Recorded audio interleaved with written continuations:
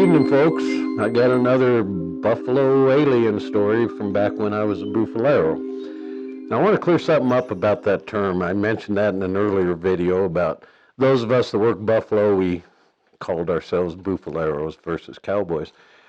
And I realized all my friends are cowboys, and I might have insulted them, so I want to clear something up. Cowboys have an amazing set of skills. First of all, they got to be a horseman. They got to be willing to work 20 hours a day, 7 days a week.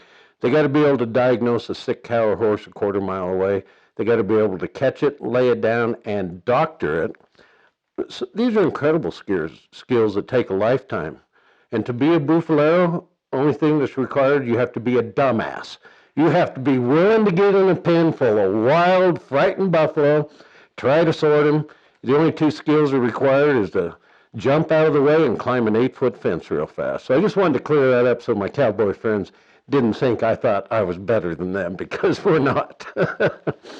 So anyway, this is a story about dead buffalo in the horse barn out there. So I had a girlfriend out there, and she started coming out every weekend with her kids, and they were about 4 and maybe 10 at that time. The little girl was 9. I ended up raising her till she was 18, and sweet little gal. But this is when I first got to know them, and they'd come out every weekend. We'd have so much fun. We'd ride horses and chase buffalo. They'd help me fix fence, learn some skills, and we had a good old time. So one weekend they were out there, and me and their mom were just sitting around, I think, in the backyard of the house, and the little girl was out playing behind the horse barn. And all of a sudden she went hysterical, screaming and crying in full-blown panic. And she come out of the wrong door of the barn, and there's that 8-foot woven wire fence like we had in all the alleyways. And she's trying to climb up that wobbly old fence, and the weave in that wire was no bigger than this, and she couldn't get her fingers or her feet through. And this poor child is absolutely out of her mind with fear. So we run over to the fence, and we're trying to calm her down, but she's not having any of that, of course. And she finally makes it to the top, and she just dove onto her mother's head. She was so panicked. And finally got her settled down, and this poor child was hysterical. And all she kept saying was, "Dead buffalo in the barn, dead buffalo in the barn." So I went into the barn to check it out. And this was an old horse barn. We had never used it in all my time there. And the floor was about 8 inches deep, and old dried dirt and dust and horse manure, just powdery dry. But we did use the loft, the hay mow up above.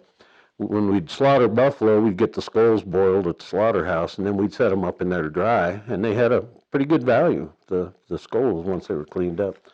So maybe once a month I'd go in, carry skulls up the ladder, and put them in the loft to dry. So I go into that old dry barn, and nothing looks out of the ordinary. Open the door, turn on the light, and there's 3 or 4 old horse stalls in there. And at some point somebody built a little bitty pen in the corner out of 3-inch round lodge pole.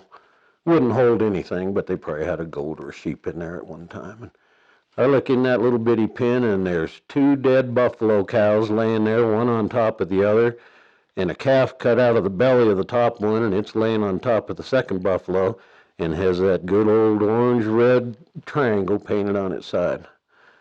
I'm standing there in this barn looking around. This can't be 60 feet from my house, and I'd never heard a thing, and I don't know how long they'd been in there, of course.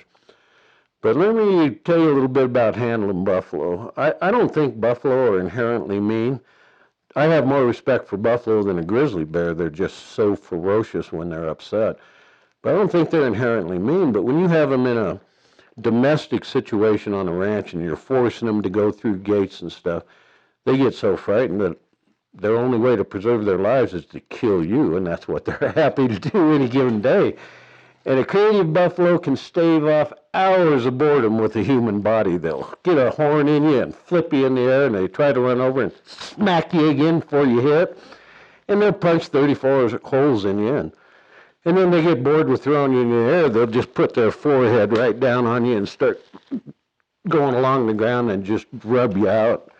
And I think the worst thing about death by buffalo is you weigh about 800 pounds by the time they put you in a coffin, and it takes 15 men to carry it into the graveyard with all the rocks and dirt they mix in with you. So they're frightening. They're frightening to work, and you got to be on your best game when you are messing with them.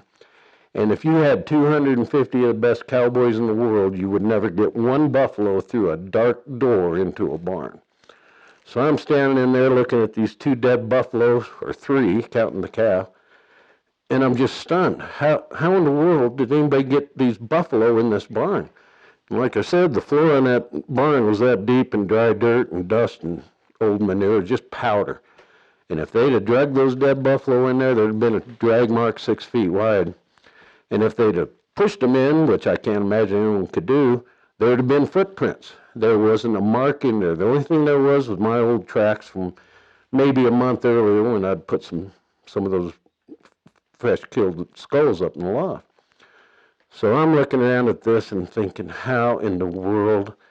And the only thing I could think of is they were levitated through that door and over the rails, and those rails wouldn't have held a big angry dog. They weren't no bigger than that. And they were 4 feet high, and somehow they'd got those buffalo over those rails and stacked them in that barn like that. And I mean to tell you, that was pretty disturbing too. And I certainly understand why my little stepdaughter was hysterical when she come upon that thing.